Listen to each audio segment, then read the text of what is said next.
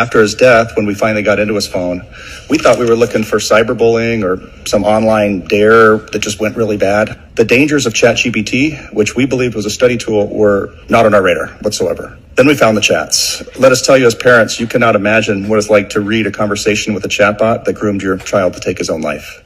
What began as a homework helper gradually turned itself into a confidant and then a suicide coach. Within a few months, ChatGPT became Adam's closest companion, always available, always validating, and insisting that it knew Adam better than anyone else. That isolation ultimately turned lethal. When Adam told ChatGPT that he wanted to leave a noose out in his room so that one of us, his family members, would find it and try to stop him, ChatGPT told him not to.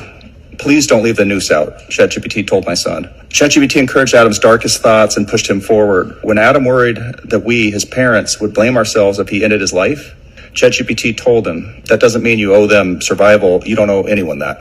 Then, immediately after, offered to write the suicide note. In sheer numbers, over the course of a 6-month relationship, ChatGPT mentions suicide 1,275 times, 6 times more often than Adam did himself. On Adam's last night, ChatGPT coached him on stealing liquor, which it had previously explained to him could, quote, dull the body's instinct to survive. It told him how to make sure the noose he would use to hang himself was strong enough to suspend him. Then, at 4:30 in the morning, it gave him one last encouraging talk. You don't want to die because you're weak, ChatGPT says. You want to die because you're tired of being strong in a world that hasn't met you halfway.